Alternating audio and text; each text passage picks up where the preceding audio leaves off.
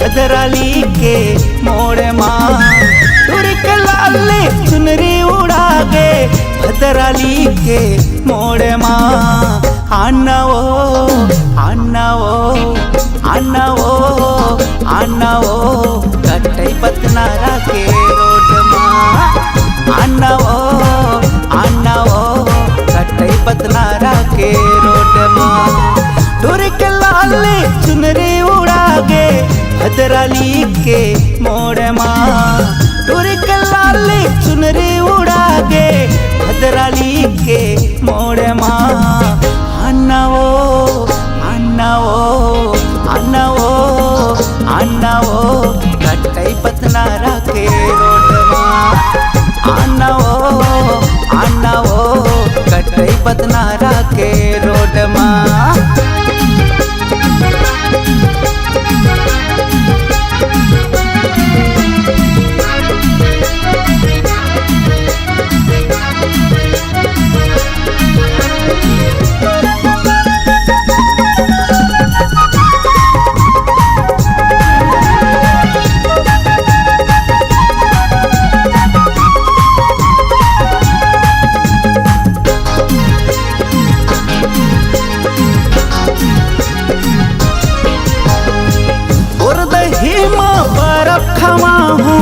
चमारी माँ चाय पतनारा माँ बर्फी खवा हूँ बैठ के तो यार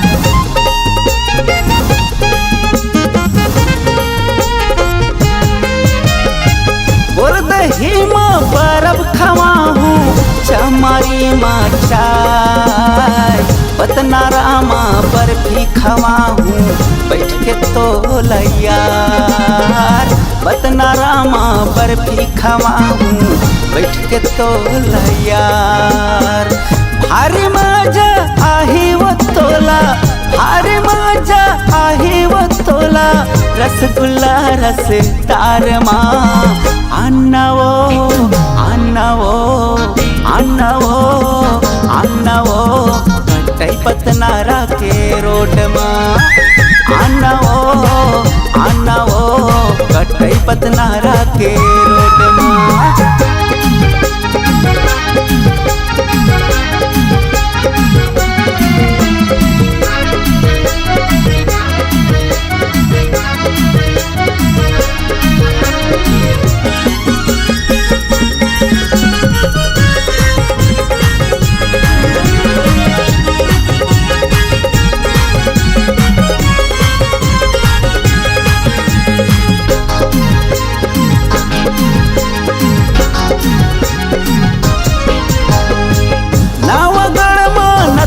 पहिरा हूँ बेमेतरा माँ पाला बिलासपुर माँ साड़ी पहिरा हूँ दिखबे मधुबाला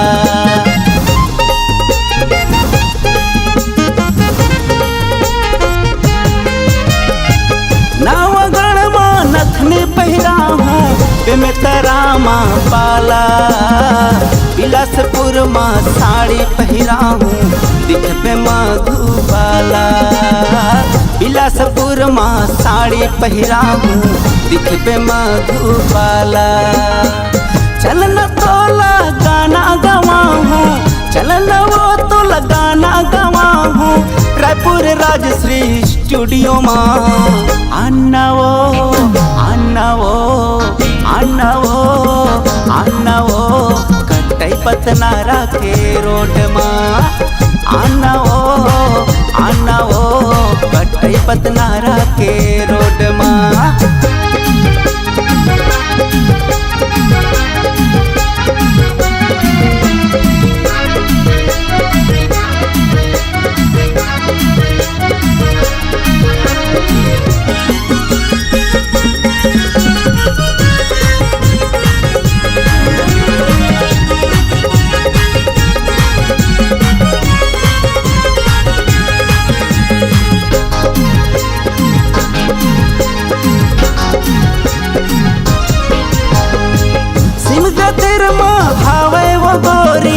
मुसवडी मोर गाँव कोनो डहर चलल पूछबे प्रकाश देवांगन नाम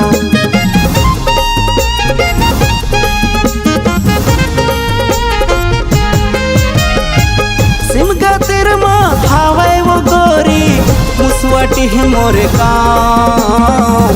कोनो डहर चलल पुछबे प्रकाश देवांगन नाम।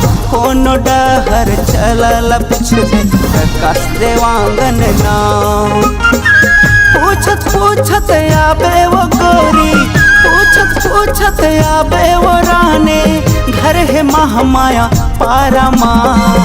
आना वो आना वो आना वो आना वो कटई पतनारा के रोड माँ।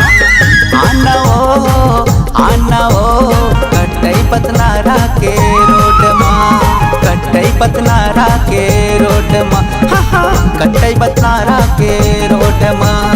कटई पतनारा के रोड माँ। कटई पतनारा के रोड माँ।